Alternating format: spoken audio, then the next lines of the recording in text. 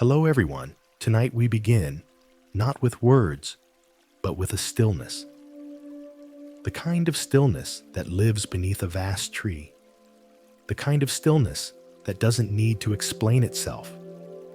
Imagine it now, if you like, a soft wind brushing through the leaves of a Bodhi tree. A quiet figure seated cross-legged beneath its shade, unmoving, serene, awake. The moon is high. The world is asleep. But something is stirring within. This is where we begin tonight. The Buddha, before he was called Buddha, sat under that tree, not to teach, not to speak, not to gather followers, but to understand. He sat with the deepest question a human being can ask: why is there suffering? And is there a way to bring it to an end? And yet there were no books around him, no doctrines carved in stone, no one telling him what to believe. Only silence, only breath, only the quiet presence of life moving within and all around. This is your invitation tonight to sit beside that tree in your mind, to listen not with your ears, but with your heart. Of course, these are not easy things. In fact, they are some of the most difficult, because the mind wants conclusions, the heart wants comfort, the world wants answers. But the truth, the kind of truth the Buddha discovered, doesn't shout, it doesn't argue, it doesn't need belief to exist. It just waits patiently beneath everything else. So before you get too comfortable, please take a moment to like the video and subscribe, but only if you genuinely enjoy what I do here. And I'd love to know where you're listening from. Let me know your city and the time it is where you are. It always brings me joy to see how we're connected in this quiet global circle. Now turn off the lights, maybe turn on a fan for some gentle noise, and let's embark on tonight's journey together. Beneath the Bodhi tree, the silence held more than emptiness, it held potential. You can almost feel it tonight, in the space between your breaths, in the stillness behind each word.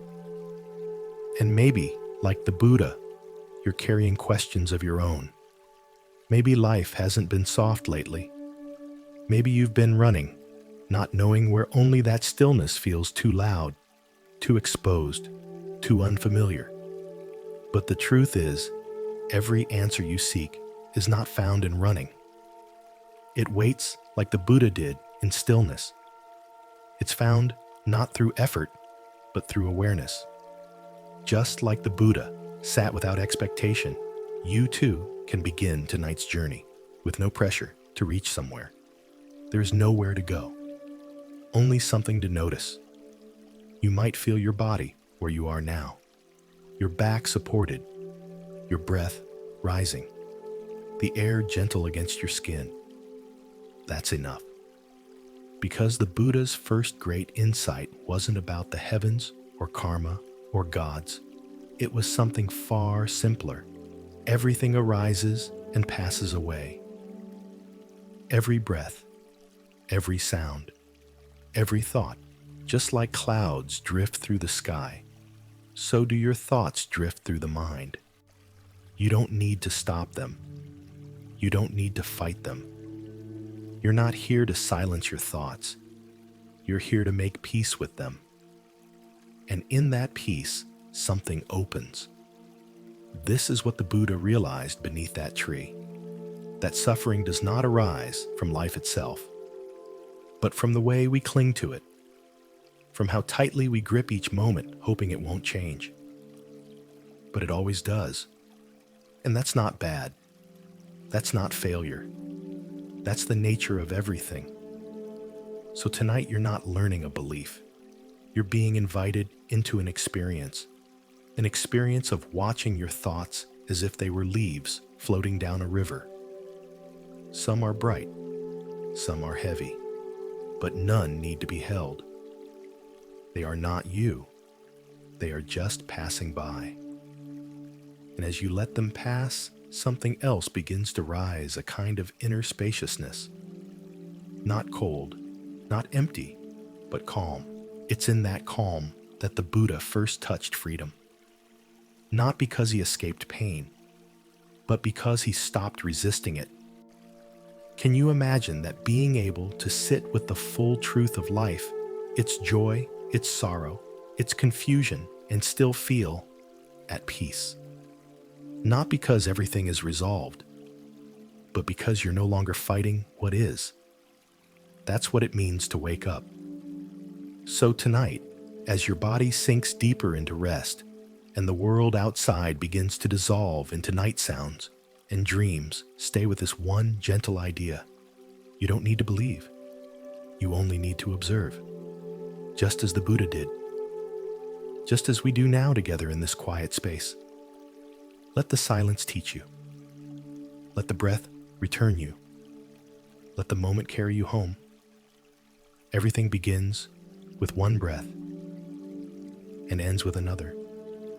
And in between, there is a stillness beneath the Bodhi tree. And the simple truth, it whispers. The question was never about belief. Long before doctrines were formed, before scriptures were written, or chants were sung, there was only a question. A quiet, tender question held in the stillness of night. Not the kind of question that demands an answer, but the kind that sits in the center of your chest, pulsing gently, waiting. What is suffering? And can it truly come to an end? It's not a question that belongs only to monks or seekers or sages. It belongs to you too. It arises on sleepless nights when the heart feels too heavy. It whispers in long silences when joy seems distant. It speaks from behind the eyes of those you love when they are tired and uncertain. The Buddha didn't answer that question with words, not right away. First, he listened. And that is what you are doing now, listening, not just with your ears, but with your whole presence. There's something deeply compassionate in simply being willing to sit with the question, to not force it into an answer, to not try to fix or label it, but to let it be and breathe with it. You might notice how rarely we do this in our daily lives. Usually when discomfort arises, the first impulse is to change it. We distract ourselves, reason our way out of it, try to talk over it. But what happens when you stop running? What happens when you let the question stay? That's what the Buddha did under the Bodhi tree. He watched his mind as it brought up memories, fears, desires, doubts. Each thought arose like a wave, and he didn't follow it. He didn't push it away either. He simply observed. And the waves passed, one by one, until what remained was the deep, quiet truth beneath them all. Suffering, the Buddha saw, is not a punishment. It is not proof that something is wrong with us. It is not an enemy to fight. It is a signal, a sign that something in us is clinging, wanting life to be different than it is. But here's the gentlest part. You don't have to get rid of suffering. You only have to understand it. That's what the Buddha taught. Not belief in a distant heaven, not obedience to sacred rules, but understanding, seeing clearly, staying present. So tonight, let's continue that gentle practice together. You may be lying in bed now, your body softening, your breath slowing. Let yourself notice what's here without judgment. What sensations are passing through your body? What emotions might be lingering beneath the surface? Don't try to label them or fix them. Just see them, like clouds crossing the moon. Sometimes the question of suffering brings with it a heaviness, a sense of being overwhelmed. But remember, this isn't about solving the question. It's about seeing how we live with it. Even now in this quiet room, perhaps some small part of you is still restless, still carrying old burdens, unanswered thoughts, tension from the day. It's okay. You're allowed to set it down, even for a little while. And if you can't set it down yet, you can hold it gently, like you would hold a sleeping child. You don't need to change it. Just offer it your kindness. The Buddha once said, if you want to know the past, look at your present. If you want to know the future, look at your present. There is great wisdom in that, because in this moment, right now, lies everything. The question, the suffering, the path, the peace. You don't have to go far. You don't have to change your life overnight. You don't need to become someone else. You only need to be with yourself, fully compassionately just as you are. This is where the real journey begins. And just like the Buddha sat beneath the Bodhi tree, we sit here now together, in the presence of our own questions. You are not alone in them. They are the questions that echo in every heart. What is this life? Why does it hurt sometimes? Is there a way to live with peace, even in the midst of all this? As we move gently through the night, let this be your only intention. To stay with yourself, to keep breathing, to keep listening. And slowly, without pressure, you might notice the answer isn't far away. It's not an answer made of words, but a shift, a quiet loosening, a softening. The way the body releases tension when it finally feels safe. The way the heart begins to trust again after long silence. You are allowed to not know. You are allowed to simply be here, listening to your life. And in that gentle attention, you may begin to sense what the Buddha sensed, that the end of suffering isn't somewhere far off. It's right here.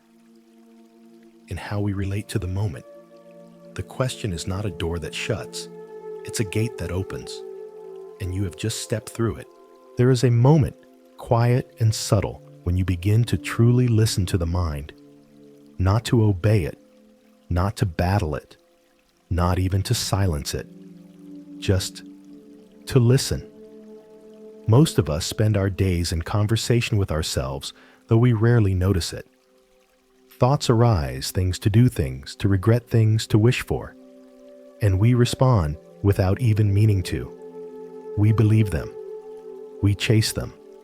We argue with them. We let them shape our emotions, our posture, our breath.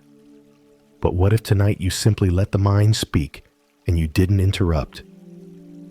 Imagine you're seated beside a quiet stream.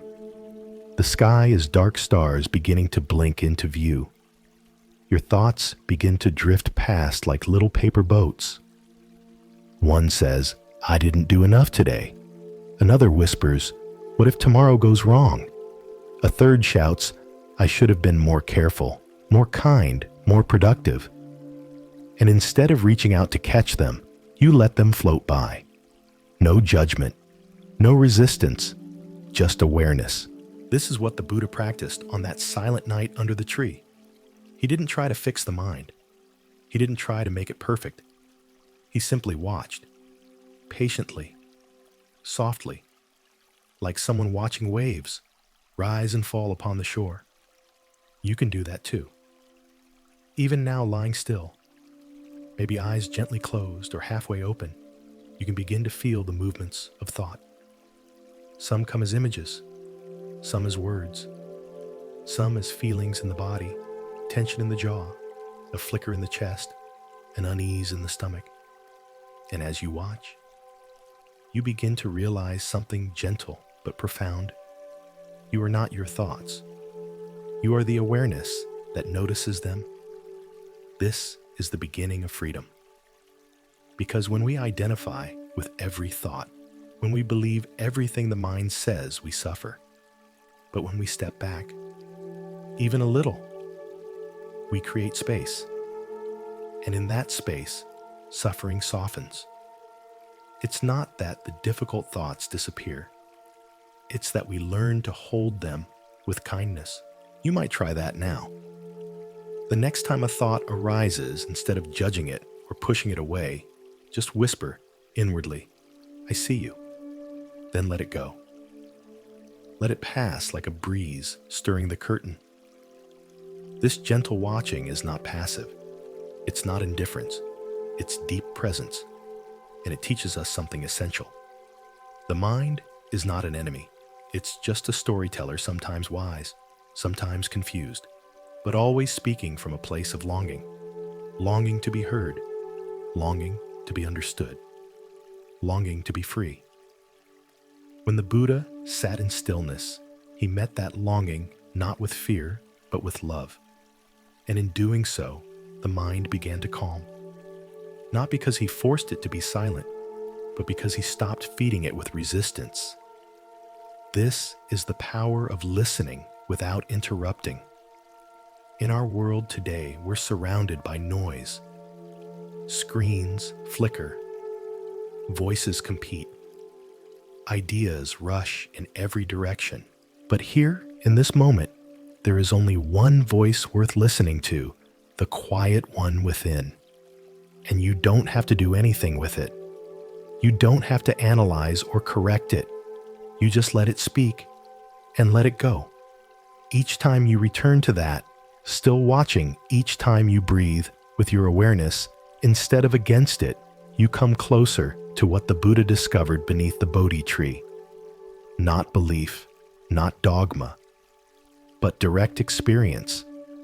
That the mind, like everything else, changes. And that peace is found not in controlling the mind, but in understanding it. So tonight, as thoughts continue to rise and fall, remember, you are not lost. You are not failing. You are witnessing, and that alone is sacred. Let this be your practice, not just for sleep, but for life, to be the one who listens, to be the one who watches, to be the one who holds space for everything and clings to nothing.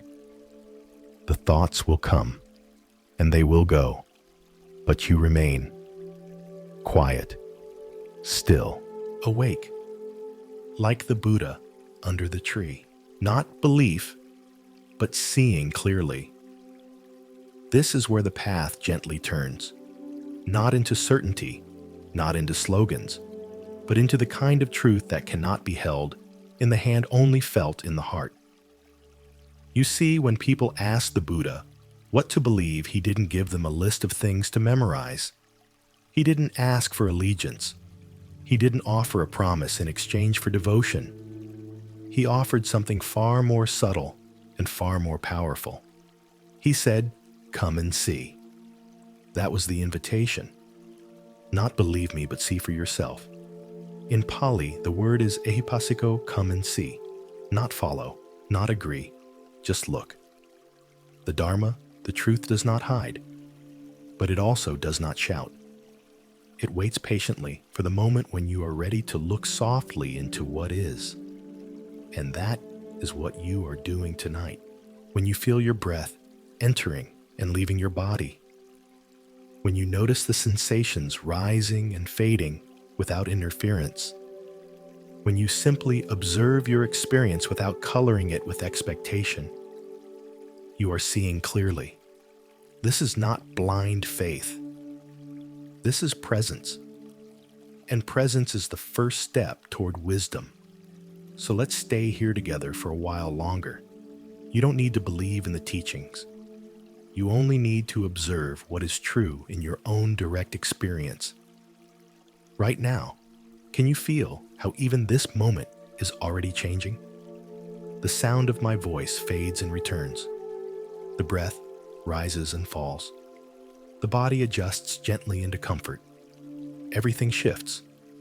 And as you notice that, really notice, it becomes easier to trust that change is not something to fear. Change is the very nature of life. And when you see clearly, you no longer suffer because of change. You begin to flow with it. That's where freedom begins, not in controlling life, but in aligning with it, letting each moment arise, letting each moment pass, without resistance, without grasping. This kind of clarity is not found in books. It's not handed down like a rule. It's discovered quietly, gently through your own awareness. The Buddha often reminded his students, don't just listen to me. Test it, try it, see if it brings peace. So tonight, in this soft stillness, you can begin that gentle testing. Feel your breath again. Notice your thoughts. Allow emotions to come and go. Ask yourself, is there suffering when I let go of holding? Is there peace when I simply observe instead of clinging? No belief system is needed.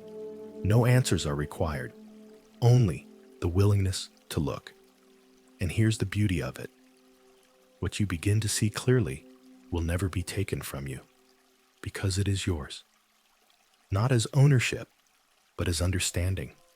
Lived understanding. The Buddha's awakening was not a reward for discipline. It was a blossoming of clarity, and that same clarity lives in you. Right now, not someday, not when you're perfect, now. It begins with a pause, a breath, a noticing. And from there, the path unfolds naturally. No rush, no pressure, only seeing. Sometimes what we see is painful. Old wounds, harsh thoughts, doubt. But even those are not enemies. They are parts of the human experience simply asking to be seen, to be held with awareness, not ignored. The Buddha saw all of that too. He saw fear. He saw longing. He saw confusion. And he stayed. He breathed. He watched. He did not turn away. So tonight you too can stay. Not to fix, not to solve, just to see. See the passing of thought. See the soft hum of the present moment. See the breath like a tide coming and going. And remember, you are not becoming something. You are returning to what you already are aware, gentle present. That's the simple truth behind what the Buddha really taught. Not belief, not dogma, just clarity, just peace, just this. Let yourself rest in it. Let yourself soften into it.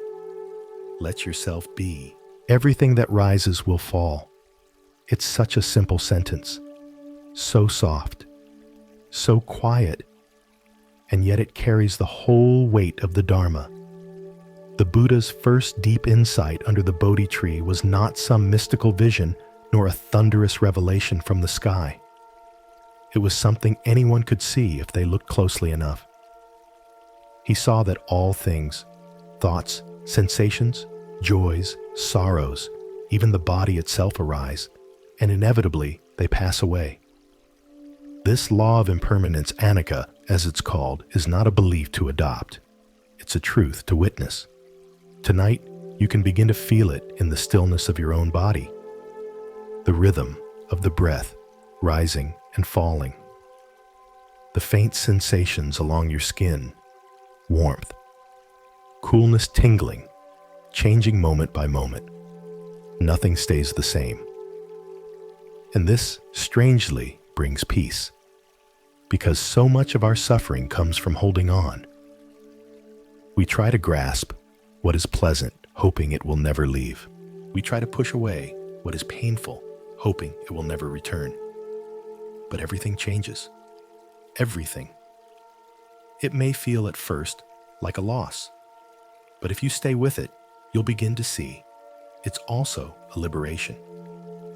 Imagine holding a flower in your palm. You don't squeeze it. You don't freeze it in time. You just admire it. And when it withers, you let it go. The same is true for this breath.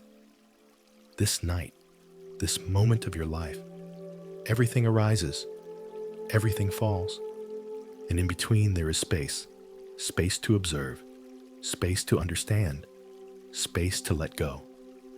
So many times we suffer not because of the thing itself, but because we wanted it to last. The joy of a good day, the comfort of someone's presence, the feeling of being okay. But life isn't meant to be held like a photograph. It's meant to be lived in movement, in rhythm, in continual becoming. The Buddha sat under the Bodhi tree and watched the rise and fall of everything within his own experience. He watched the breath. He watched thoughts. He watched fear arise and pass, desire arise and pass, even joy arose and passed. And yet he didn't despair, because what he discovered is that peace does not depend on permanence. Peace arises when we stop clinging. Even now, as you lie still and listen, you may notice a kind of release happening in you. The shoulders softening, the breath becoming smoother, the thoughts a little slower. That's what it feels like when we stop trying to hold everything still. You might notice that even your body is not one fixed thing. It's sensation flowing. It's warmth shifting. It's a river, not a rock. And the mind, it too, is not a fixed self. It's thoughts appearing and disappearing. No single thought defines you. No emotion lasts forever. This is why the Buddha did not ask people to believe in a fixed truth. He pointed them towards seeing impermanence directly. Because when you see this clearly, something inside softens. You don't need to chase. You don't need to fear. You can let things come and go. Even the pain you carry, yes, even that, has movement in it. It may rise again tomorrow. It may fall again tonight. But it will not stay unchanged. And that's enough. That knowing can carry you through so much. It's not about pretending everything is okay. It's about seeing that everything moves and that you are never truly stuck. That's the gift of impermanence. When joy comes, you savor it. When sorrow comes, you cradle it. When silence comes, you rest in it. And then you let it all pass, like clouds through a deep blue sky. The Buddha didn't cling to any one moment, not even his own awakening. He simply walked gently through each experience, letting it teach him, then letting it go. You can walk that way too, softly, consciously, gratefully, because everything that rises will fall. And that is not a tragedy. It is a rhythm, and you are learning to dance with it. Let that truth settle in your heart tonight, not as something to remember, but as something to feel. Feel it in your body. Feel it in your breath. Feel it in the softness of this moment. Nothing needs to be held. Everything is already moving. And in that movement, there is space for peace. Holding nothing, the way becomes lighter. It's not always easy to let go, especially when what we're holding feels so important. A memory we cherish, a regret we carry, a hope we haven't yet given up on. The human heart clings because it longs to feel secure. But the Buddha discovered something gentle, something quiet. The more we hold on, the heavier we become. And the more we let go, the lighter we feel. Not just in body, but in mind. Tonight, you're invited into that lightness. Not to throw things away. Not to forget what matters. But to soften your grip just enough to breathe freely again. Take a breath now. Feel it enter, and feel it leave. There's no clinging in the breath. It doesn't demand to be kept. It serves you, then moves on. That's the nature of all things. The Buddha once held up a lotus flower and smiled. He didn't explain. He didn't name its parts. He just offered it, and in that gesture was the teaching itself. Let things be what they are. Let them come. Let them go. When we hold too tightly to what we love, it begins to harden. Love becomes possession. Joy becomes fear of loss. Even peace can become another thing to chase. But when we learn to open our palms, life flows again. The mind unclenches. The heart loosens. And what's real remains not because we grasped it, but because we were present for it. Letting go doesn't mean indifference. It doesn't mean walking away from life. It means walking with life, with open hands, with a soft heart, with the trust that whatever is truly meant to stay will stay. and whatever must pass will do so with grace. The Buddha knew suffering intimately, not just the suffering of the body, but the suffering of the mind that clings to what it cannot keep. He didn't reject the world, he just stopped trying to hold it still. That's the difference. And you can feel it tonight if you want, if you're ready. Close your eyes if they're not closed already. Let the breath rise gently and let it fall just as gently. Feel into any place of tension in your body, the hands, the jaw, the chest, and ask softly, am I holding something right now? A thought, a worry, a story about who you are or who you must be. You don't have to get rid of it, just notice it. Then imagine setting it down like a bag you've carried too far. You can always pick it up again, but maybe for now, you rest. That's what the Buddha did over and over. He let go of anger, of pride, of clinging to opinions, of craving for recognition or praise, and each time he became a little freer. You don't become less of who you are by letting go. You become more spacious, more present, more able to love without fear. When you're not carrying so much, you have more room to receive, more room for silence, more room for beauty, more room for peace. Tonight is not a lesson. It's not an argument. It's just an invitation to feel what it's like to loosen your grip. You might let go of the need to understand everything. You might let go of how the day went. You might even let go of the idea that you need to be different to deserve rest. Right now, you are enough, even without fixing, even without knowing, even without holding anything at all. The Buddha taught this not just through words, but through his way of being.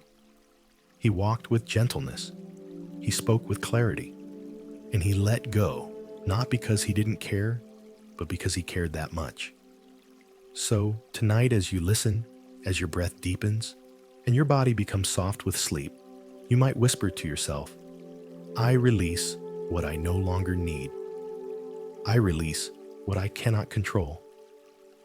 I release what was never truly mine to hold. And with that release, you return to the simplicity of this moment, to the lightness of your own presence, to the stillness that holds everything without clinging to anything.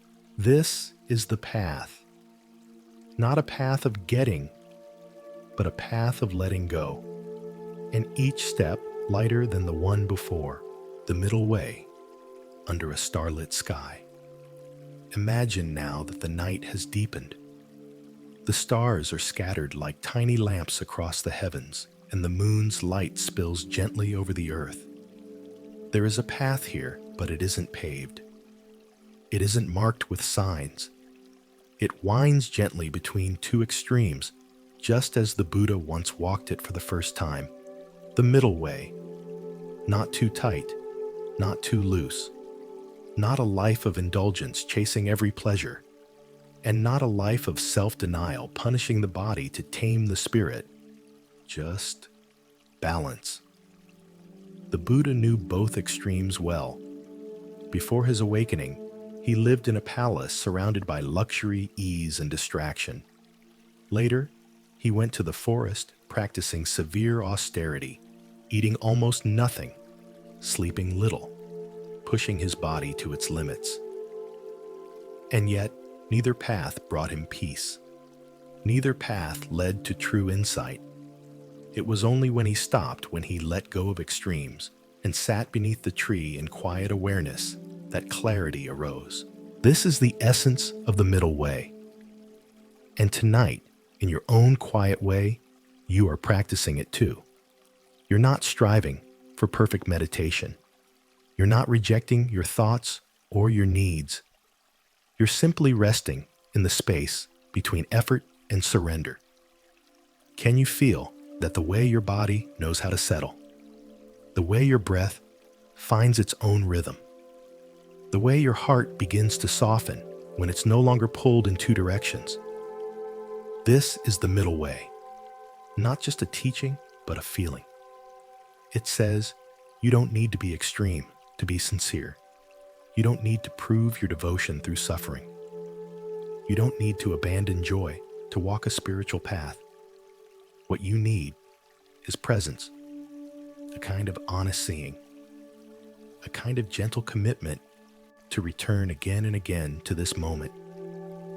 Sometimes the middle way means saying no to excess. Sometimes it means offering yourself more rest. Sometimes it means noticing when you've been too hard on yourself and forgiving that. The Buddha called it a path of practice leading to peace. And it isn't walked just once. It's returned to moment by moment, breath by breath. Even now, as you lie here, you might feel your body adjusting, finding its own natural alignment. Not rigid, not limp, just right. Let this posture become a metaphor. Let it remind you that balance is already in you, not as something to achieve, but as something to return to. We live in a world that pushes us toward extremes. Work harder, rest less, feel more, block it out, prove yourself, hide yourself. But here under this starlit sky, in this calm space you've created, you remember that there is another way. You remember that the path of awakening is not only for monks and saints. It is for anyone willing to walk with awareness. One step, then another, with neither rush nor resistance. The middle way doesn't promise perfection.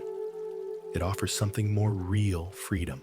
Freedom from the constant swing between craving and aversion. Freedom from the pressure to always be someone better. Freedom to be here exactly as you are and know that it is enough. The Buddha didn't awaken through force. He awakened through stillness, balance, and deep understanding. You might feel tonight in your own heart a small opening, a breath that doesn't try to change, a moment that feels neither grasped nor avoided. That's the path. Right here, right now. You don't have to do more. You don't have to do less. You only need to notice. And in that noticing, the starlit path appears beneath your feet, soft, steady, guiding you gently toward peace. Let your breath walk it. Let your thoughts rest beside it. Let your heart trust it. The middle way is not somewhere else. It is where you already are when you are fully here. Balanced, present, at ease, the river that carries all things. Imagine now a gentle river moving through a quiet valley. The water glides over smooth stones, curves around fallen branches, carries leaves and light alike. It doesn't resist. It doesn't cling. It simply flows. The Buddha's path is often described this way, not as something rigid, but as something fluid. Something that holds without grasping. Something that moves without force. He once said, just as a river flows and does not cling to the things it passes, so too does the wise person move through life without attachment.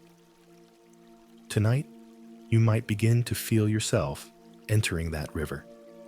Let go of effort, if only for a moment. Let the breath carry you. Let each word wash gently through your awareness. You are not here to grasp. You are here to float. There's a quiet wisdom in learning to allow. Allow your thoughts to come. Allow your breath to rise. Allow your body to soften. Nothing forced. Nothing held too tightly.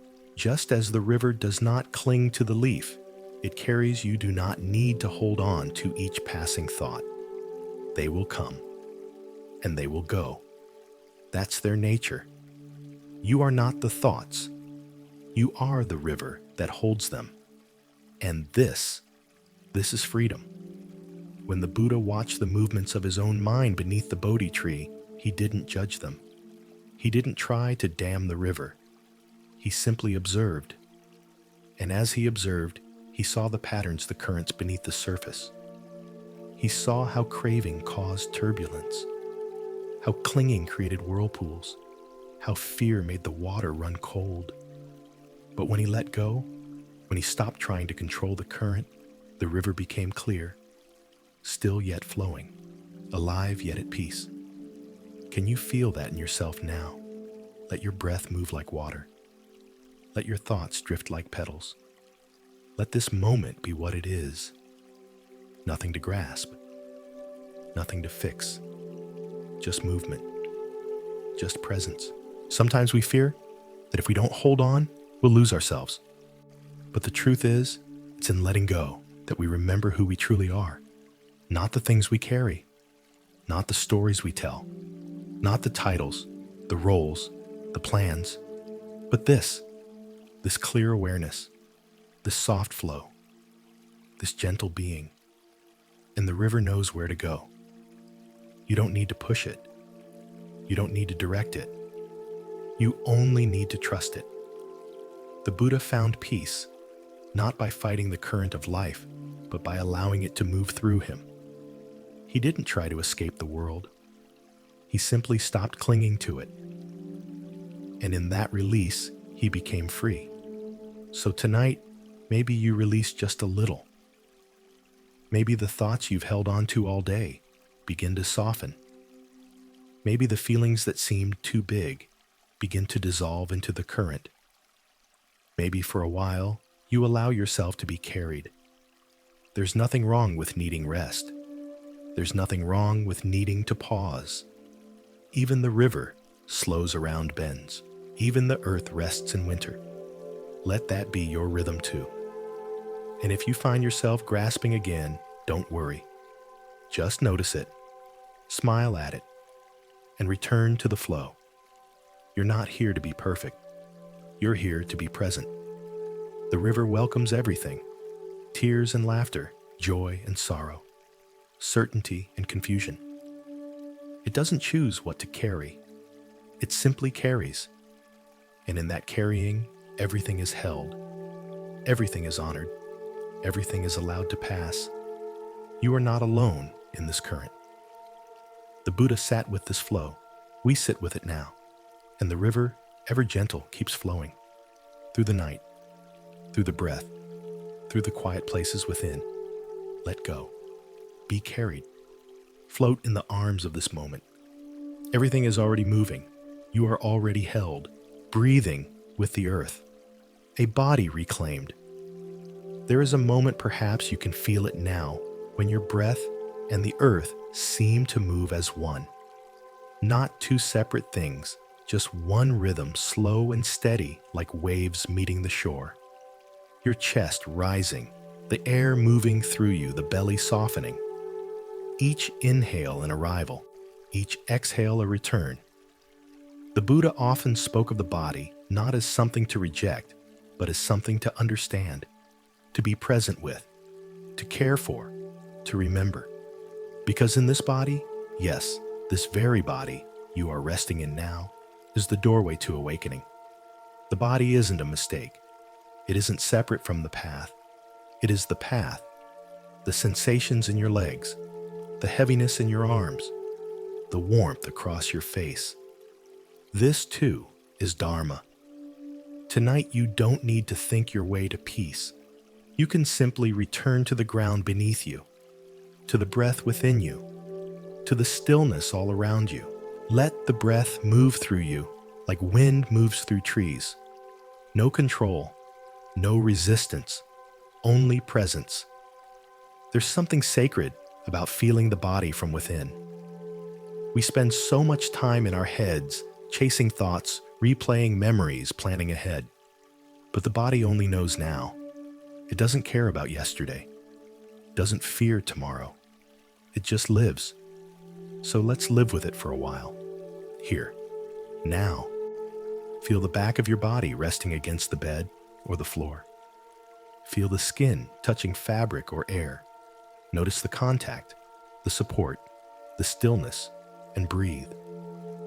The Buddha taught mindfulness of the body as the first foundation of awakening. He said, just as a skilled carpenter touches wood and knows whether it is rough or smooth. So too the wise person feels the body not with judgment, but with awareness. Noticing, receiving, being. There's no goal in this practice. It's not about perfect posture or stillness without movement. It's about coming home to your own breath, to your own skin, to your own aliveness. This is how we reclaim the body.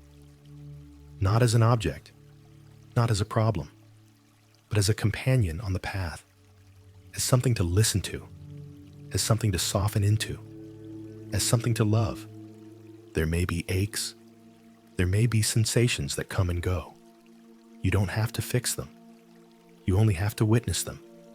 And as you do, you might find that the boundary between you and the world begins to blur. The body is made of earth.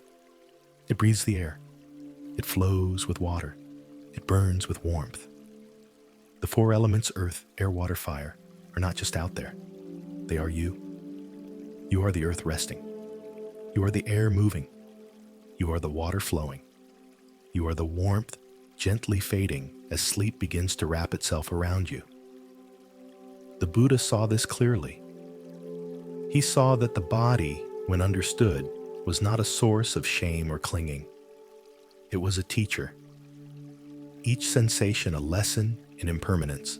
Each breath a reminder of presence. Each moment of stillness a doorway to peace.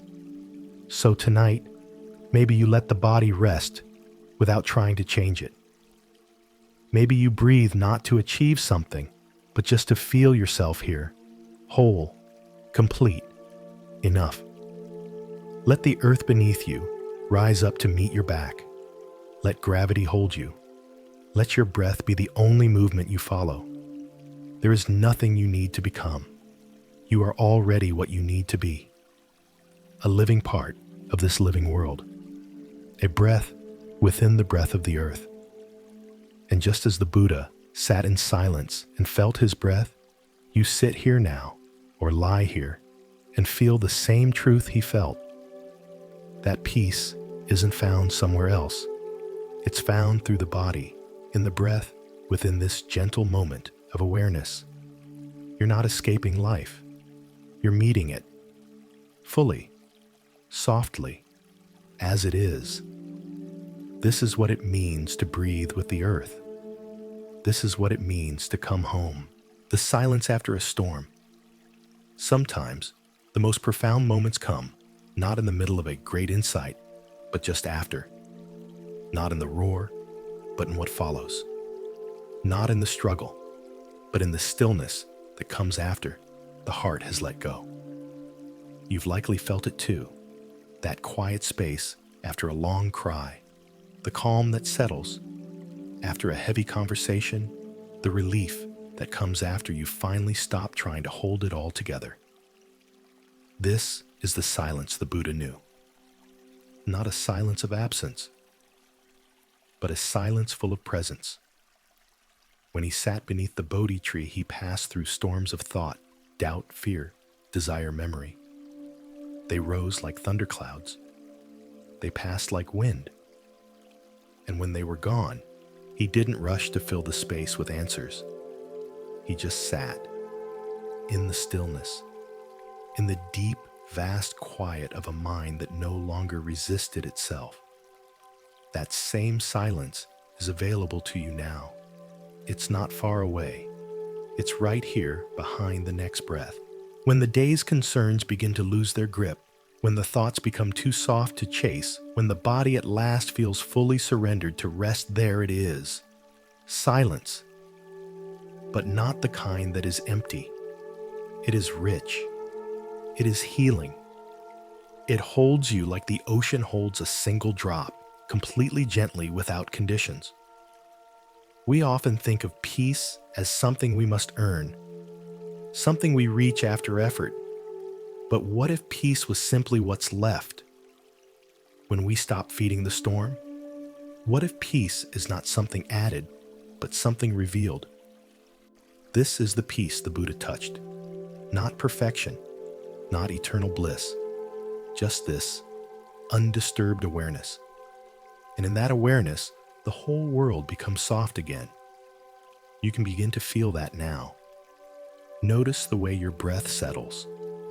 Notice the pause between inhale and exhale. Notice the way your body doesn't need to be told to rest. It already knows how. Even your thoughts, once so insistent, begin to drift like mist. They rise, and then they fade. And all that remains is this quiet, this sacred hush. The silence after a storm is different. It doesn't beg for attention. It doesn't announce itself. It just is. Steady, vast, kind, and you're allowed to live in it. You don't need to stir it up with new plans. You don't need to explain why you deserve it. You are already resting in it now. By listening, by softening, by being. The Buddha once described the mind at peace as like a lamp in a still room, its flame unmoved by the wind. That's what this is. No struggle, no chasing, no judgment, just quiet, just light, just presence. And in this presence, healing happens, not because you force it, but because you stop interfering. The storm of the mind may come again, and when it does, you'll know how to sit through it. You'll remember this stillness, this clarity, this space. The gift of silence is that it never leaves you. It only waits for you to stop turning away, waits for you to stop filling every gap, waits for you to listen not with ears but with being. So let yourself be held by it tonight. Let the day dissolve. Let the thoughts fall. Let the breath be enough. There is nothing missing in this silence. There is no flaw here. There is only this moment, bare, beautiful, whole. And just like the Buddha beneath the tree, you are sitting in the heart of it now. No storm can stay forever. And when it passes, this stillness will always return. Because it's not outside of you. It is you, the deeper you, the quiet one who has never been lost. Let that silence hold you. Let it soothe what still aches. Let it show you the way, not through words, but through peace. The kind of peace that asks nothing. The kind that simply says, rest here. You've come far enough. Just rest, seeing suffering without running away.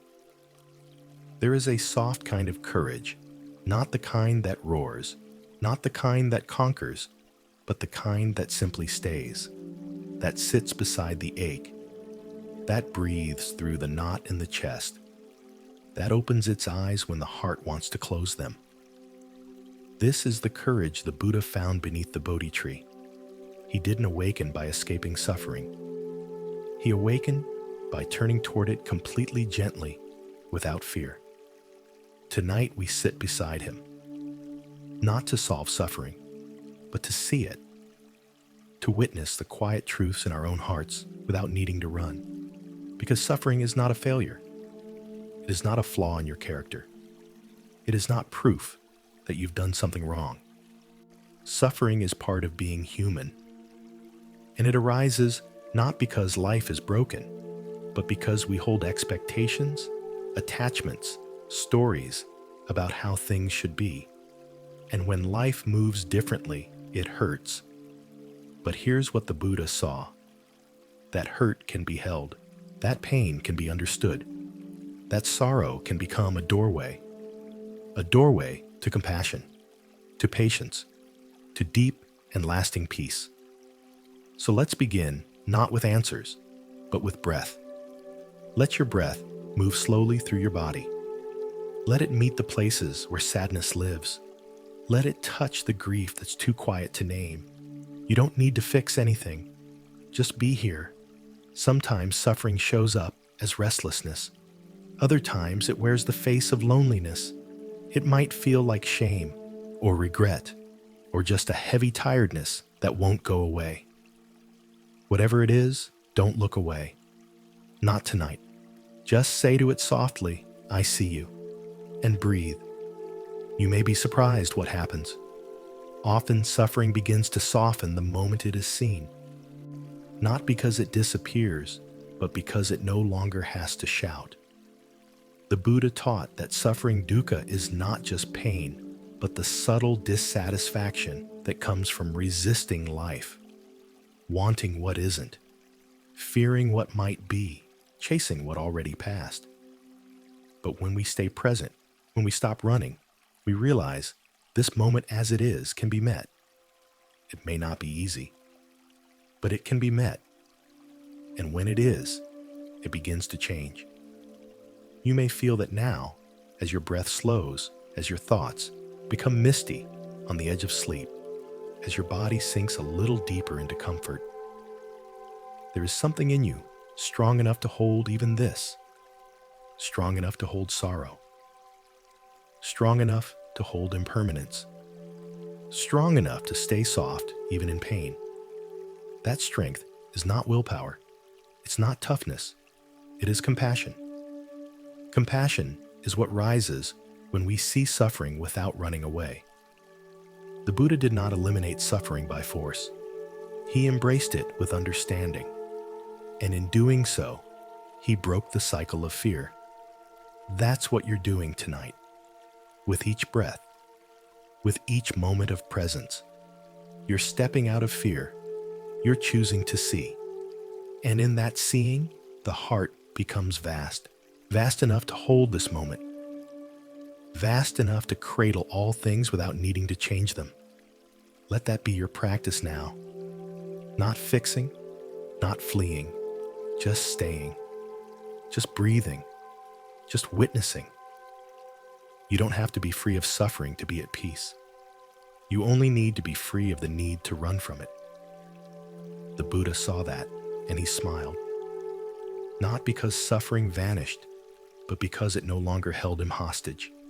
He had seen its roots, and he had stayed. And now so do you. Right here, right now. With your breath, with your awareness, with your soft, enduring heart. You are not broken. You are not failing. You are simply being with what is. And that is more than enough. The gentle turning of the wheel. It was in the deer park at Sarnath, not long after his awakening, that the Buddha first spoke of what he had seen under the Bodhi tree. But even then, he didn't deliver a sermon. He didn't announce a truth with thunder or force. He simply shared what he had observed, quietly, clearly, with deep compassion. He spoke of 4 noble truths not as beliefs, but as truths to be looked into. Truths that, like the turning of a great wheel, guide our lives, whether we notice or not. And the first truth, there is suffering. Not just in the obvious ways, pain, illness, loss, but in the subtle ways too. The discontent, the restlessness, the never quite satisfied part of us that always seems to be waiting for something more. You've probably felt that before. The sense that even when things are fine, something still feels unsettled. Like a cup never quite full. Like a song that never finishes. That is dukkha, the gentle ache of existence when we don't see clearly. The second truth, there is a cause to this suffering. It's not random. It's not punishment. It arises from Tanha, craving thirst, wanting things to be different than they are, wanting more, wanting less, wanting something else. This isn't a judgment. It's simply how the mind works when it forgets how to rest. The third truth is tender, reassuring. Suffering can end, not forever. Not in the way the world disappears, but in the way the heart lets go, in the way the mind becomes quiet, in the way the river flows again, clear and unblocked. The fourth truth, there is a path you don't have to invent, a path walked by countless others, a path of presence, of wisdom, of gentle effort. We'll explore that path more deeply soon. But tonight, let's just feel the turning of this wheel, the the wheel of understanding, of looking clearly, of waking up to the real. The Buddha called this the Dharma chakra, the wheel of Dharma. It doesn't spin with speed. It turns slowly, gently, with each breath, with each choice to see instead of avoid, to listen instead of run, to soften instead of tense. You are not outside this wheel. You are within it, being carried by its turning, being held by its rhythm. There's something comforting in that, something deeply peaceful, to know that you are already on the path. That awakening is not something you chase. It's something you return to, again and again. One breath, one step, one soft moment at a time. Even now, lying here listening with your whole self, you are practicing, not in the way of effort, but in the way of allowing. Letting these truths wash over you, not to convince you, but to accompany you. Like a friend sitting beside you in the dark, holding your hand without needing to speak. That's what the Four Noble Truths are. Not commandments, not declarations, but reflections. The Buddha simply described what he saw. There is suffering. There is a cause. There is an end. There is a path. And you are seeing too. Maybe not with your eyes, but with your heart, with your quiet attention, with your willingness to rest here and listen. That's enough. The wheel turns on its own. You don't need to push it. You only need to stay with it. And slowly, with each turning, the world becomes a little clearer. The heart becomes a little softer. The path becomes a little more familiar.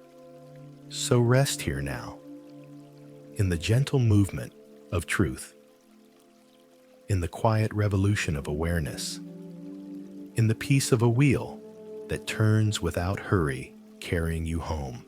The cause of suffering a flame we feed. If you've ever watched a candle flicker in a quiet room, you've seen it, how a tiny flame can dance, grow, and even rage, all from the gentlest touch of wind. Desire, the Buddha said, is like that flame. It starts small, just a thought, a hope, a preference. And before we know it, it consumes our peace. It demands more. It pulls us forward into grasping, or backward into regret. This is Tanha, the second noble truth, a word often translated as craving, thirst, or fuel. It's not desire in itself that causes suffering. It's the attachment to desire, the belief that we must fix, must avoid, must become. It's the flame we feed with our attention. You might think now, softly, of something you've wanted recently. Not just needed, but yearned for. Perhaps it was relief, validation, a better version of yourself, a calmer mind. Even these can become fuel. Even these can become subtle cravings if we hold too tightly. The Buddha didn't judge craving. He just watched it. He watched how it rose, often from a place of fear. Fear of being not enough. Fear of missing out. Fear of loss. And when we're afraid, we reach. We grasp. We try to hold on to what's passing or chase what isn't here. That's the flame. And the more we feed it with thoughts, with fantasies, with resistance, the hotter it burns. But there is another way. A way of cooling the fire, not with repression, not with denial, but with understanding. Just as the Buddha sat and observed his own desires rise and fall, you can do the same now. Perhaps even in this moment, something in you longs for a particular feeling, to feel more relaxed, more enlightened, more asleep. Let that longing be seen. Don't push it away. Don't scold it. Just notice. Let it flicker. Let it move. Let it be part of the breath, and then let it go. When we stop feeding the flame, the fire begins to fade on its own, not because we fought it, but because we saw it clearly. That's what the Buddha offered us. Not suppression, but liberation. The fire burns, because we believe we need something, a better moment, a better self, a better life. But when we sit with what is something miraculous happens, we realize we are already enough, that this breath is whole, that this body is sacred, that this moment lacks nothing. And then the craving loses its grip. It becomes just another thought, not a truth, not a command, just a flicker, a candle that doesn't need to be relit. Tonight, you might try resting in this awareness. Let your breath be cool, easy. Let your hands soften. Let your heart become still, enough to see you don't need to reach. You don't need to chase. You don't need to feed the flame. Everything is already here. The Buddha didn't awaken by erasing desire. He awakened by understanding its nature, by seeing through the illusion that fulfillment lies somewhere else. And as that illusion faded, the flame went out.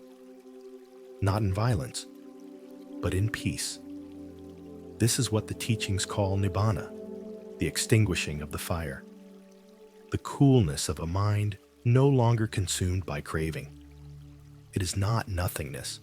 It is spaciousness. It is clarity. It is the deep relief of no longer needing anything extra to be whole. You are already whole. Even now, as your thoughts settle, as the breath moves quietly, as the body becomes light, with rest you are whole. Let go of needing to feel anything more. Let go of needing to fix what isn't broken. Let go of craving peace, and peace will come, like a breeze that arrives when we stop stirring the air, like a stillness that returns when we stop reaching. Let that be your breath now. Let that be your prayer. I do not feed the flame. I rest in the cool. I am enough. When desire grows quiet, there is a quiet that comes not from the world being silent, but from something in you releasing its grip. A kind of peace that doesn't depend on perfect conditions, but gently arrives when the inner striving fades. The Buddha discovered this peace, not through gaining, but through ceasing, not through reaching, but through letting be. He called it the cessation of craving, the third noble truth. And it's not dramatic. It's not a sudden fireworks display of enlightenment. It's more like the soft hush after a long sigh. More like the moment you stop running and realize you don't need to run anymore. Tonight you may be touching that quiet. Not because you forced anything, but because you've been gently watching the movements of the mind. You've let your thoughts rise and fall like waves. You've allowed your breath to guide you. You've started to see what you seek is already here. And the desires that once felt so urgent to be better, to understand more, to reach a deeper state, they begin to grow quiet. This is not failure. This is freedom. Desire is often loud. It insists. It presses forward. It tells us there's something just out of reach that will finally make us whole. But wholeness isn't a distant shore. It's this breath, this body, this presence. And when you stop trying to achieve peace, peace begins to bloom. The Buddha described it like this: as a flame is extinguished when it finds no more fuel, so too does craving cease when it is no longer fed. You may feel that now in your own way, a settling, a softening, a sense that nothing more is needed in this moment. This is the truth we often overlook. Peace isn't something we attain. It's something that remains when we no longer resist what is. You don't have to fix the mind. You don't have to silence every thought. You don't have to feel peaceful to be on the path. You're already on it, just by being here, just by listening, just by allowing. The quiet that comes when desire fades is not cold. It's warm, gentle, receptive. It allows everything to be exactly as it is. And in that space, you begin to see the beauty that's always been here.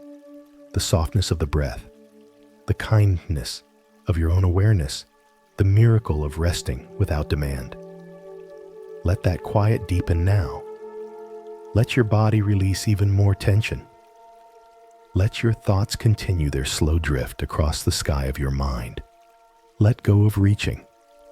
Let go of fixing. Let go of becoming. You don't need to do anything. You are not a task to complete. You are not a project to perfect.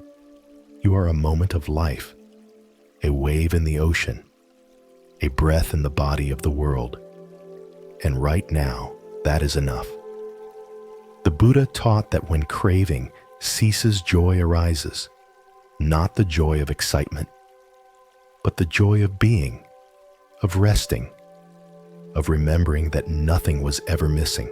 You may feel it now, a slight ease in the heart, a quiet sense of okayness, a deep, slow exhale. That is the fruit of awareness.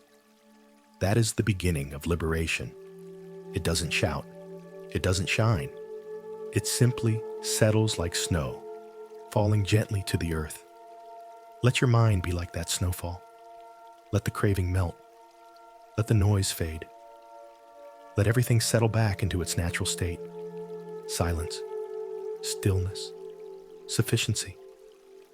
And if desire returns, because it will meet it kindly, you don't need to fight it. Just don't feed it. Let it speak. Let it fade.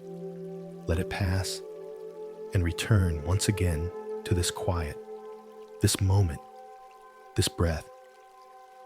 The place where everything you were reaching for was already waiting, walking the path with soft footsteps.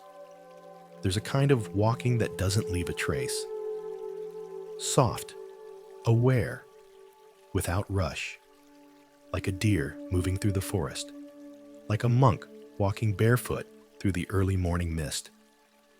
The Buddha described his path not as a sudden leap, but as a series of gentle steps, each one intentional, each one rooted in presence. This is the noble Eightfold path, not a staircase to climb, not a checklist to complete, but a way of living that is grounded, gentle, real. Tonight, as you rest, you are already walking that path, not with your feet, but with your attention. The Eightfold path begins not with rules, but with right view, the clarity that comes from seeing life as it truly is. From there, it moves into right intention, right speech, right action, right livelihood, right effort, right mindfulness, and right concentration. We'll explore each one softly as the night unfolds, but for now, simply feel the beauty of a path that is walked not with strain, but with compassion. This is not the path of ambition. This is the path of kindness. It doesn't push. It doesn't demand. It invites. Each step is like a bell calling you back to now, calling you back to balance, calling you back to who you are beneath all the striving. And you don't need to be perfect to walk this way. You don't need to know where it ends. You only need to take one gentle step at a time. The Buddha taught that just as rain fills a jar, drop by drop, so too does wisdom fill the heart slowly, patiently, through steady effort. Can you feel that? That you don't have to force your way forward. That presence is enough. That intention is already a beginning. When you choose awareness over distraction, gentleness over harshness, truth over confusion, you are walking the path. And each time you stumble, each time you forget, you simply come back. There is no punishment here, only returning. This is why the Buddha called it the middle path, because it avoids the extremes of indulgence and denial. It's not about having nothing, and it's not about having everything. It's about freedom from being bound by either. You may notice as you lie here now that your breath has found a rhythm. that your body supported by the earth no longer demands so much. You are already walking with the heart, with the breath, with a quiet trust that each moment is a step. There are no signs along this path, no applause, no finish line, just soft footsteps, one after another, each one a choice to wake up. The Buddha never said the path would be easy, but he said it would be worth it. He said it would lead to peace. Not the kind of peace you must chase, but the kind that arises when the mind is no longer pulled in every direction. A peace that comes from being aligned, from walking with your heart and your hands in harmony, from letting your life become your practice. So tonight, you rest in the presence of that path. You feel it beneath you. You let it hold you. You let it guide you. Even in stillness, the path unfolds. You don't need to go anywhere. You don't need to prove anything. Just walk, gently, softly, kindly. With each breath, you take another step, and the path, always waiting, always here, welcomes you home. Right view, a window, not a rule. There's a quiet shift that happens when we stop trying to control what we see and begin to see things as they are, not colored by fear, not distorted by desire, just seen. This is right view, the first step on the Eightfold path. But it's not about having the correct opinion. It's not about labeling things as right or wrong, good or bad, spiritual or not. It's more like opening a window, letting the light in, letting the breeze move through, letting go of the thick curtains of assumption and judgment. Right view is clear seeing, honest, gentle, open. It begins with a willingness to look at life without defending yourself against it, to see impermanence not as a threat, but as a truth, to see suffering not as a flaw, but as something to be understood, and to see others not as obstacles, not as extensions of yourself, but as fellow travelers on the same fragile road. Tonight, your view may already be softening. As your breath slows, as your thoughts float like clouds, as your body lies quietly supported, you begin to see the world not from behind the mind's noise, but from the stillness beneath it. Right view isn't something you achieve. It's something that emerges when confusion fades, when you stop looking through the lenses of craving or fear. And in that moment of clarity, there's no need to fix anything, because you're not trying to make life match your image. You're letting life show you its image. The Buddha once said, "When the eye sees clearly, the path appears on its own." That's what right view is. It's not a rule. It's a vision, one that comes not from thinking harder, but from listening deeper. So what do you see tonight? Not just with your physical eyes, but with your awareness. Can you see the impermanence of this moment? Can you feel the gentle truth that nothing here is solid, fixed, or forever? And yet, everything is whole. This is what right view allows to hold paradox, to see suffering and peace at the same time, to feel both longing and freedom, to be human and still walk toward the sacred. You don't have to force yourself to have the right perception. You don't need to worry about being wrong. You only need to keep the window open, to let your own understanding unfold slowly like dawn. Right view is like watching the surface of a lake become still.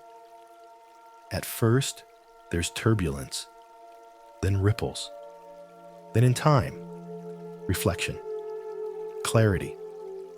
And in that still water, you begin to see the truth of things, that all beings seek happiness, that all things pass, that no single moment defines you, that there is peace in simply seeing.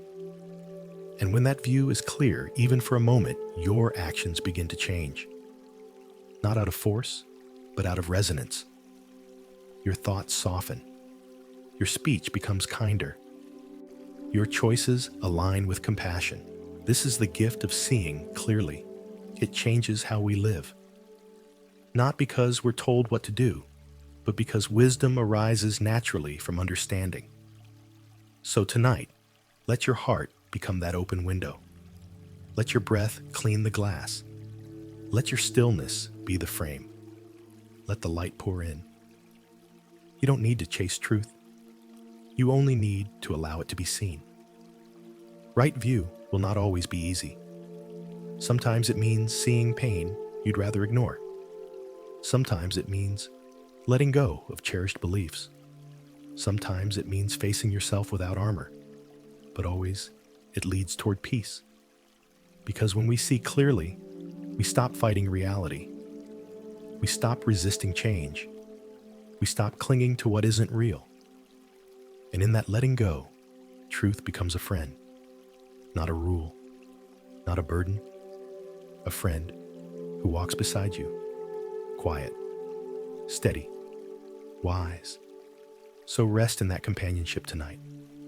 Let clarity rise like the moon, slow, steady calm. And know that seeing clearly is not the end of the path. It's the beginning.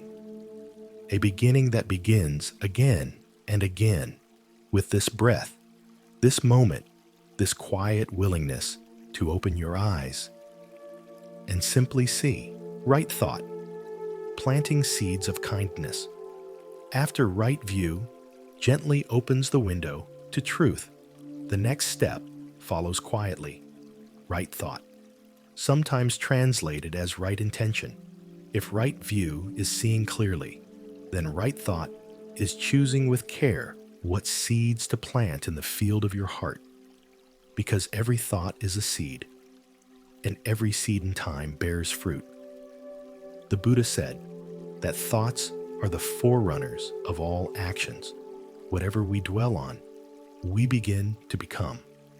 So right thought isn't about policing your mind. It's not about fighting away the unkind thoughts. It's about nourishing the ones that lead to peace and gently, patiently allowing the rest to fade. Right thought has 3 branches. Thoughts of renunciation, letting go of clinging. Thoughts of goodwill, the wish for others to be well. Thoughts of harmlessness, a deep commitment to non-harming in word, in deed, in heart. These are not forced. They are not rules to obey. They are natural extensions of a mind that has begun to see clearly. You've probably noticed this in your own life. When you spend time dwelling on resentment, your body tightens, your mood dims, the heart closes. But when you hold a thought of kindness, even just silently wishing someone well, the heart softens, the breath deepens, a sense of space returns. That is the power of intention. It sets the direction of the path. So tonight, without strain, you might begin to plant a few soft seeds. Perhaps you bring to mind someone you care about, not to analyze them, not to relive conversations, just to send them this thought: may you be safe, may you be well, may you be free. Or perhaps more courageously, you send this to someone difficult, not to excuse them, but to unhook your heart from the pain of clinging. May you too be free. And then don't forget, send that same wish inward. May I be safe. May I be well. May I be free. This too is right thought, not self-judgment, not perfectionism, but the gentle choice to incline the mind toward peace. Even now, as you listen, you can notice the tone of your thoughts. Are they soft or sharp? Are they spacious or tight? Are they leading you toward rest or away from it? And without needing to scold yourself, you can begin to shift gently toward letting go, toward compassion, toward non-harming. This is not a quick process. It's like tending a garden. Each breath waters the seeds. Each moment of awareness clears the weeds. And with time, the mind becomes a field of calm. The Buddha was once asked how to deal with angry thoughts. He said, "As a carpenter removes a coarse peg with a smooth one, so too is an unwholesome thought removed by a wholesome one." You don't have to fight the mind. You only need to offer it a gentler alternative. Instead of, "Why did this happen to me?" try, "How might I grow from this?" Instead of, "I'm not enough." Try, "This breath is enough." Right thought is not about never having negative thoughts. It's about not feeding them. It's about offering the mind something kinder to dwell on. And in that choosing, the heart begins to bloom. Let that be your practice now. You don't have to think positive. Just think soft. Let your thoughts be like petals on a stream. Light, loving. Let go. You are not your thoughts. You are the one who chooses which ones to follow. And tonight, you're choosing peace. That is more than enough. So rest now in the garden you're tending. With each breath, a seed. With each moment, a choice. With each kindness, a step further down the path. Right speech, like cool rain in summer. There are words that feel like fire, sharp, hot, reactive. And then there are words like rain, gentle, steady, nourishing. The kind that fall lightly, restoring what has been dry inside us. Right speech is the practice of choosing that kind of rain. The Buddha often spoke about the power of words, not just to communicate, but to shape the world around us, and more subtly, the world within us. Right speech isn't about talking less. It's about speaking with care, with truth, with kindness, with timing. Words are never neutral. They either build or break. They soothe or stir. And every time we open our mouths, or even shape a sentence silently in the mind, we're casting a little spell. Tonight you may not be speaking aloud, but the voice within is still whispering. It still matters. So, how does that voice speak to you? Is it kind? Is it patient? Or is it sharp, pushing unsatisfied? Let's begin here by turning the principles of right speech inward. The Buddha described 4 qualities of skillful speech. It is truthful. It is gentle. It is beneficial. It is spoken at the right time. Now listen to your own inner words and ask gently, are they truthful? Are they gentle? Do they help or harm? This is not a test. It's a mirror, held up with love. Even a thought like "I should be sleeping by now" can be softened. It can become, "This moment is enough. This breath is restful. I am already on the path." Right speech begins here before the lips move. It begins in how you speak to yourself. And when it begins within, it naturally flows outward. The Buddha didn't use speech to impress. He used it to connect, to bring people back to their hearts. He once said, "A statement endowed with 4 factors is well spoken. It is spoken at the proper time, is spoken, and truth is spoken affectionately, and is spoken beneficially." That kind of speaking is rare, but it's possible. And it starts with silence. Yes, silence is part of right speech too. The kind of silence that isn't avoidance, but presence. The kind that listens before responding. That pauses before reacting. That feels the weight of a word before releasing it. There is a silence right now between each breath. There is a quiet between each sentence. There is space between each thought. In that space, clarity lives. You may feel tonight that your own inner voice is changing, becoming slower, softer, more like a friend than a critic. That's the rain returning. That's right speech blossoming in your own heart.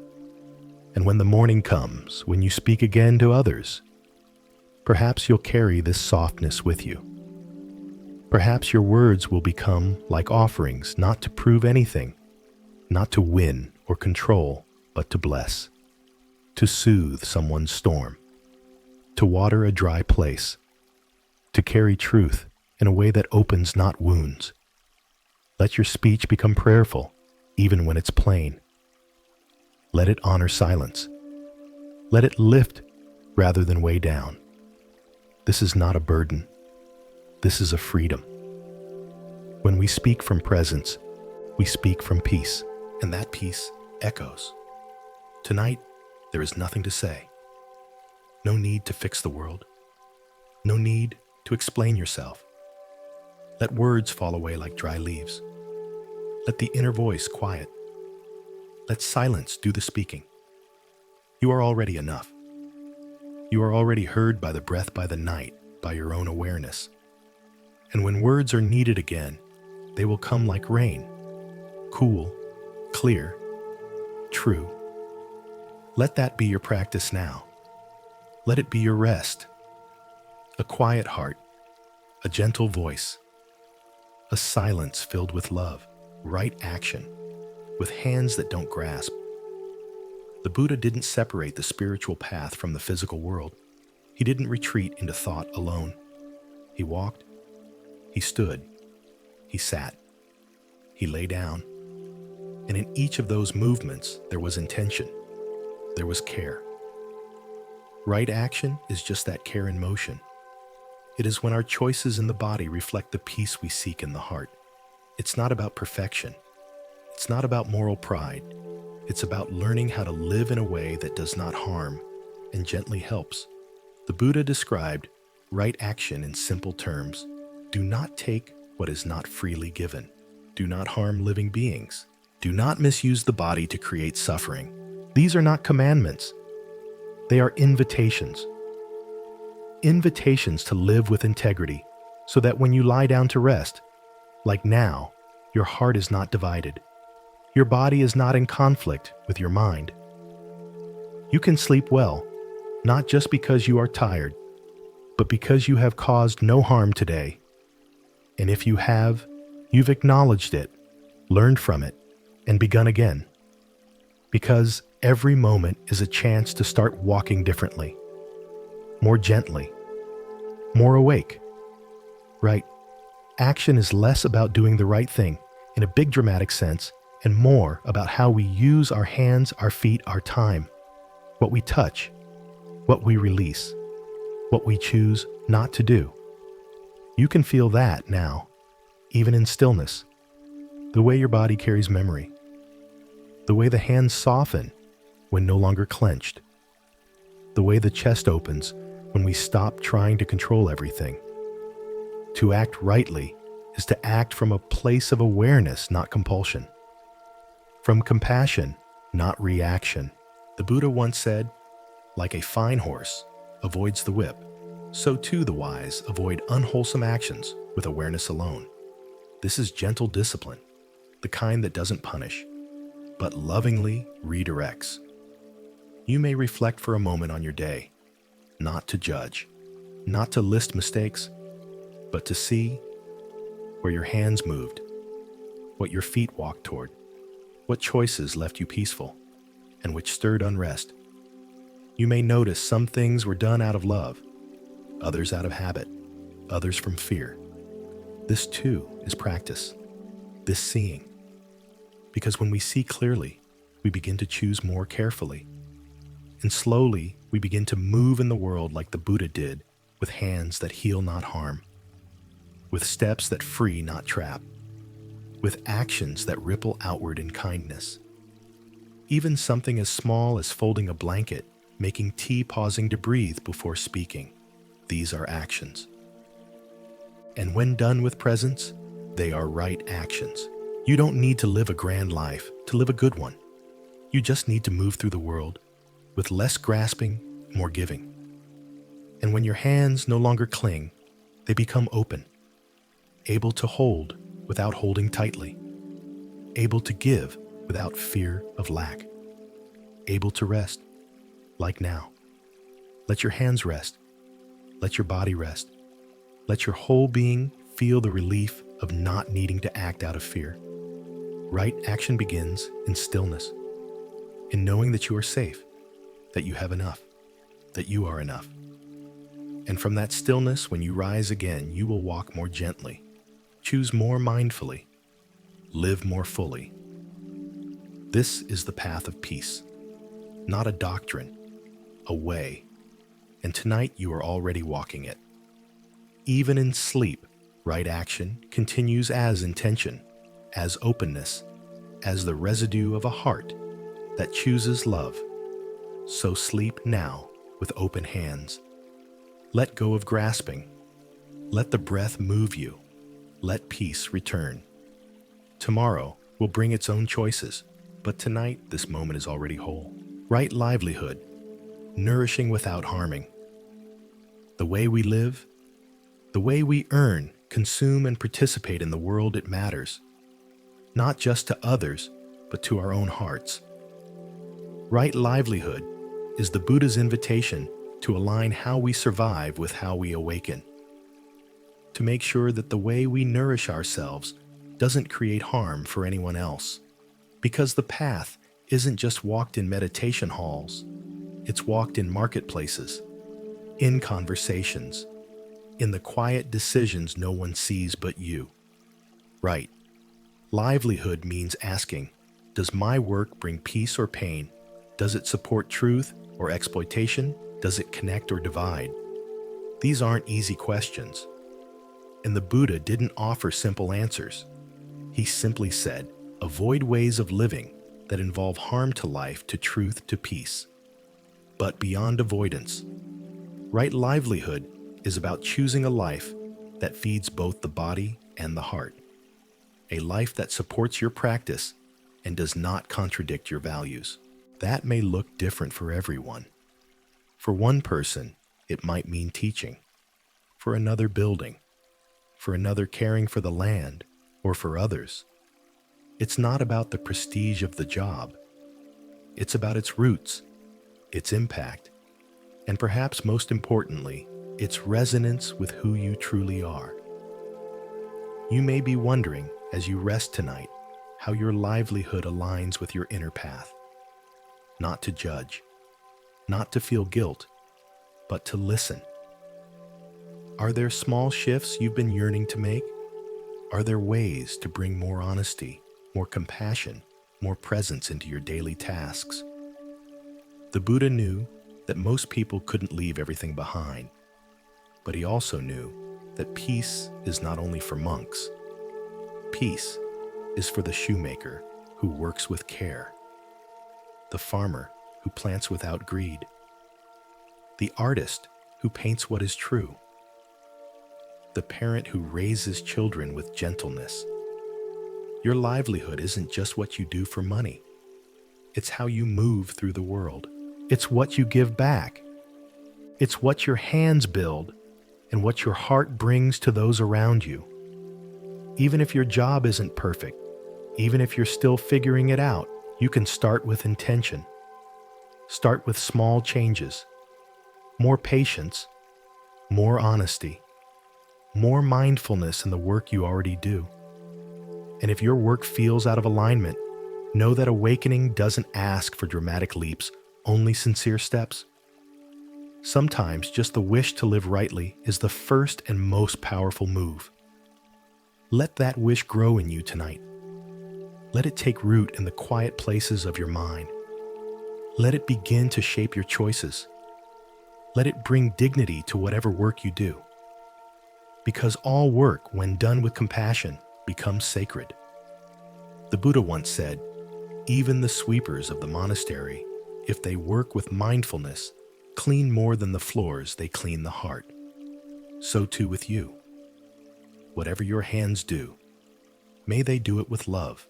And whatever your work is, may it be a bridge between the world outside and the stillness within. Tonight, there is no work to do. Only rest. Let your body rest. Let the labor of your thoughts dissolve. Let your effort for today be enough.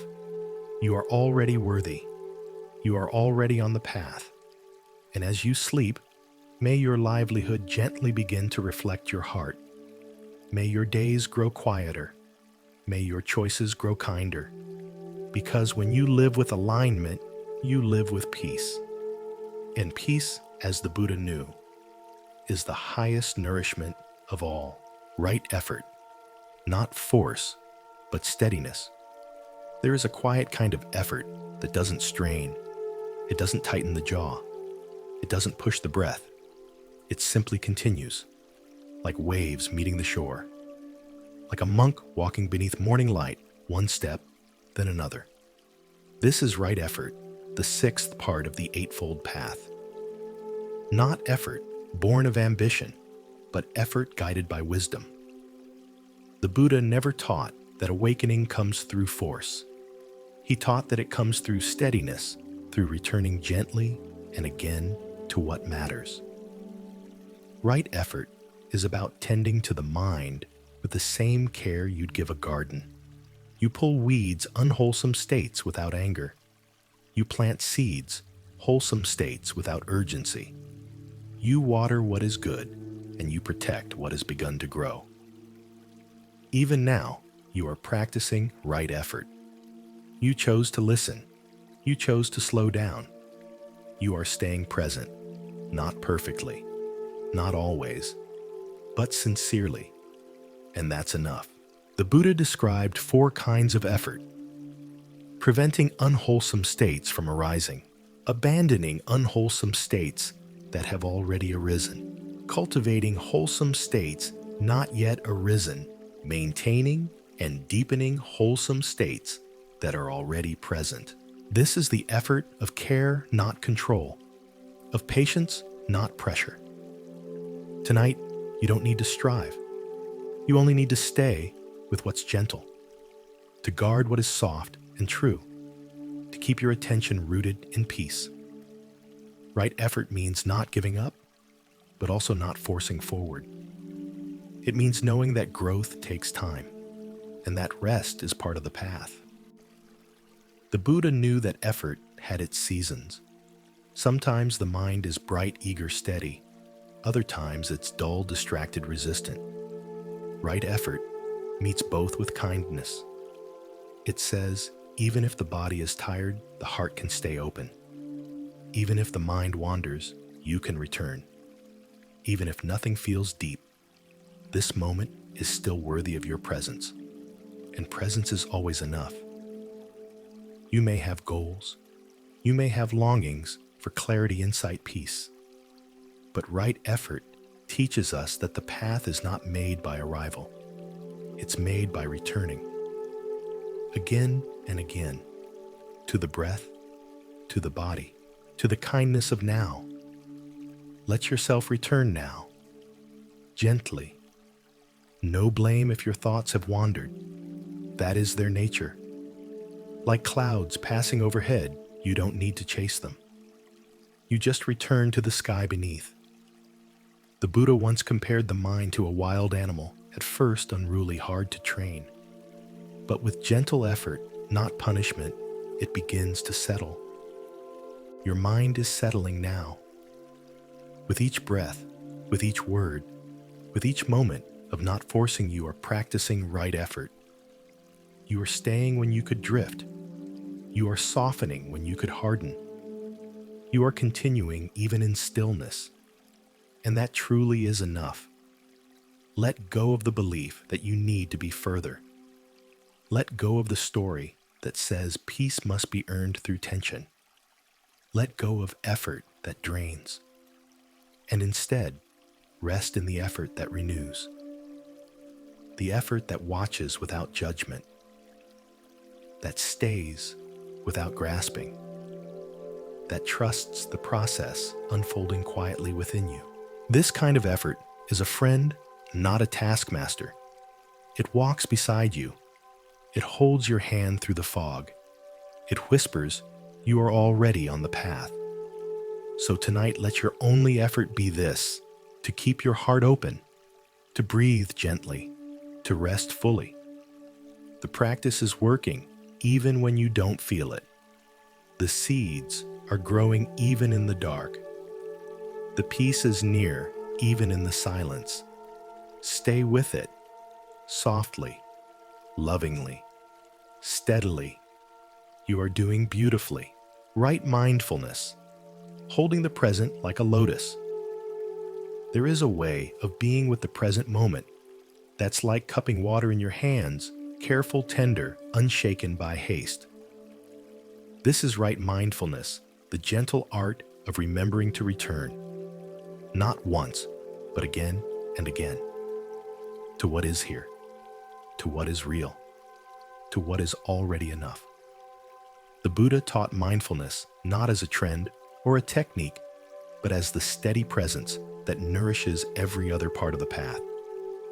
Because without mindfulness, even our good intentions scatter. But with mindfulness, everything becomes practice. The way you breathe, the way you lie still, the way you notice your thoughts, not as enemies, but as visitors. Right. Mindfulness asks us to observe with care, not to cling, not to reject, just to see. See what the body is doing. See what the mind is feeling. See what is arising and what is passing. The Buddha described 4 foundations of mindfulness. Mindfulness of the body, mindfulness of feelings, mindfulness of the mind, mindfulness of mental objects like thoughts, ideas, or states. Each one is like a petal on the lotus of awareness. And just as the lotus blooms from still water, your mindfulness blooms from stillness too. Let it open now softly. Feel the breath as it enters the body, cool, gentle, easy. Feel the breath as it leaves a surrender, a release. Notice the movement of thought, but do not follow it.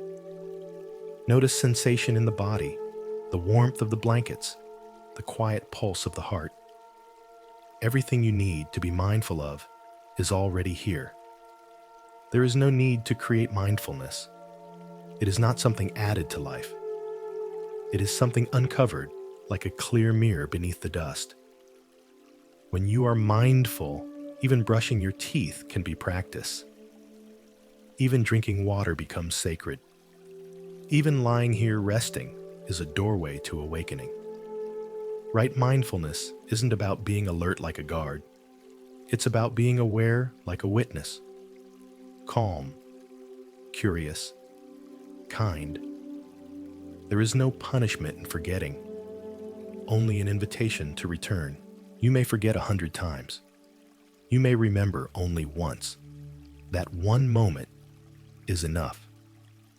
Each time you remember to come back to the breath, to the body, to this exact heartbeat of now, you are watering the seeds of peace. The Buddha said, mindfulness is the path to the deathless. Heedlessness is the path to death. But this isn't a threat. It's a reminder that to live without presence is to sleep through life, and to live with presence is to awaken. You are awakening now, not because you've reached some special state, but because you are simply here, present, holding this moment like a lotus, not too tight, not too loose, just enough to feel its beauty before it changes. And it will change. Even this breath, even this calm, even this soft peace, it is all moving, but your awareness remains steady, warm, unshaken. This is what it means to practice right mindfulness. To live with your life not ahead of it, not behind it, but inside it. Let that be your resting place now. In the body, in the breath, in the stillness of a heart that's remembering itself. You don't need to try harder. You don't need to concentrate forcefully. You only need to notice. And when you do, you'll see that mindfulness has been waiting for you all along, like a friend by the door, like a candle already lit, like a lotus opening in still water, right here, right now, right concentration. A still lake reflects clearly. There's a place within you quiet, clear, unmoving. It's not far. It's not hidden. It's only quiet. And in our noisy world, we forget how to find it. But it's always been there beneath the waves, beneath the distractions, beneath the surface thoughts. This is the heart of right concentration, the eighth and final limb of the Eightfold Path. The Buddha described it not as an effort to squeeze the mind, but as a way of gently gathering it like light drawn through a lens, like water settling after the wind has passed. When the mind is scattered, it cannot see clearly. But when it is still, even for a moment, it reflects truth, like a still lake reflects the moon. You may feel this now.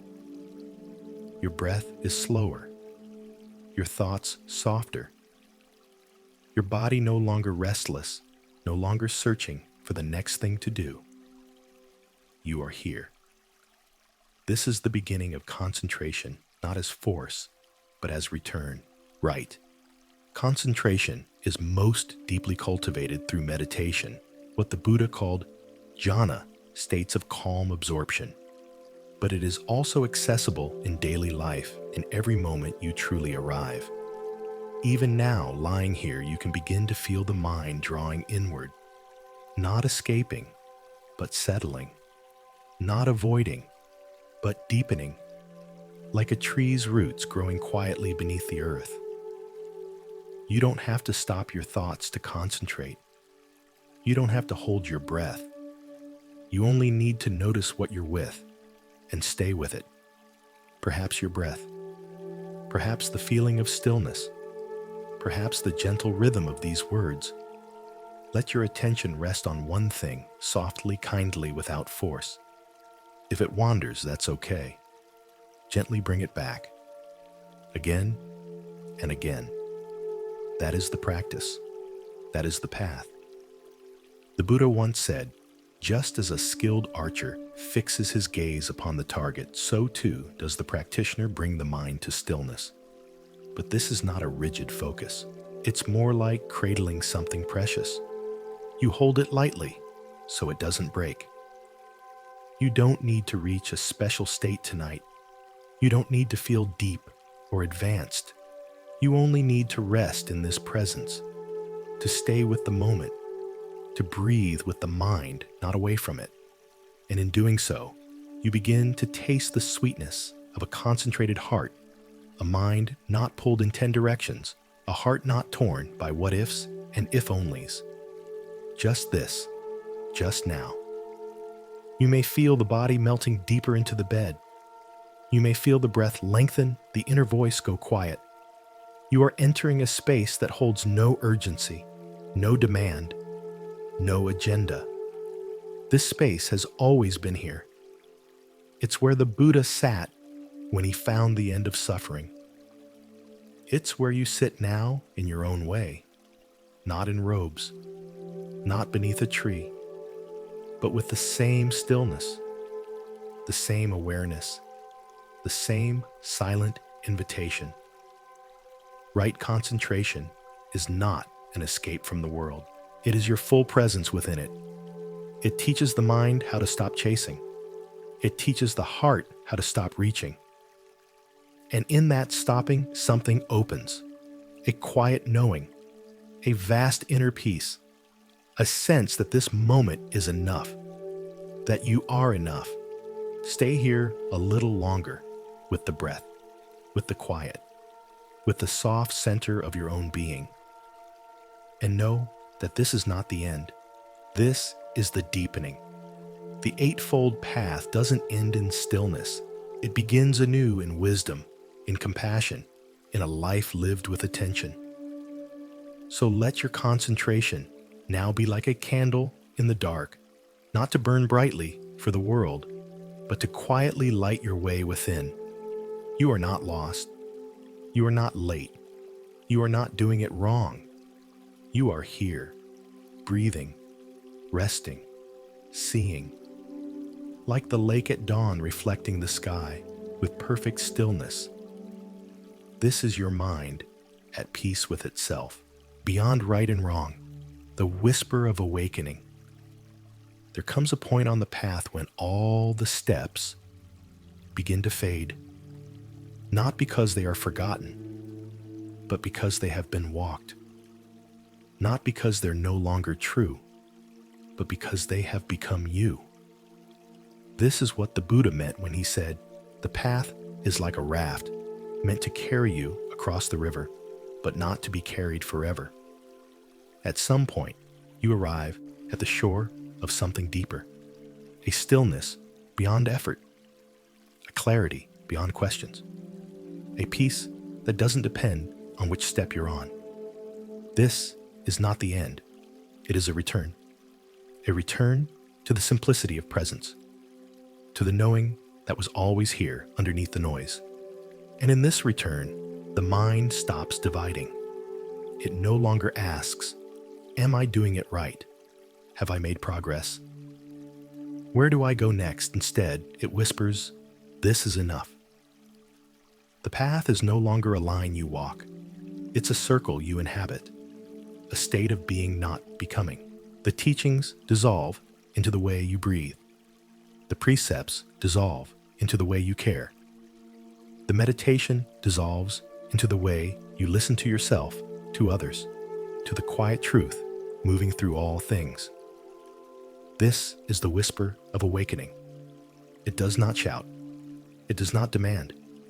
It simply reveals that there is no separate self, no permanent I to protect or prove, only process, only presence, only the unfolding of life moment by moment. When the Buddha spoke of non-self or anatta, he wasn't denying your experience. He was pointing out that what we cling to as me is a flowing river, not a solid stone. Thoughts arise and pass. Feelings rise and fade. Even the breath comes and goes. What remains? The knowing, the seeing, the silence in which all things appear and vanish. And in that silence, a soft joy. Not the joy of possession, but the joy of freedom. Freedom from the need to grasp. Freedom from the pressure to become. Freedom from the exhausting chase of identity. You are not what you think. You are not what you feel. You are the one who notices. And in that noticing, the whole illusion of separation begins to dissolve. You see yourself in the wind, in the trees, in the face of a stranger, in the silence that holds all sound. The Buddha did not become something else. He awoke to what had always been true, and now so do you. Not in some grand revelation, but in the simple clarity of this moment. A breath taken with awareness, a mind that no longer struggles to fix itself, a heart that is no longer afraid to love without conditions. You may feel that now, a sense that you are not outside the teachings, but made of them.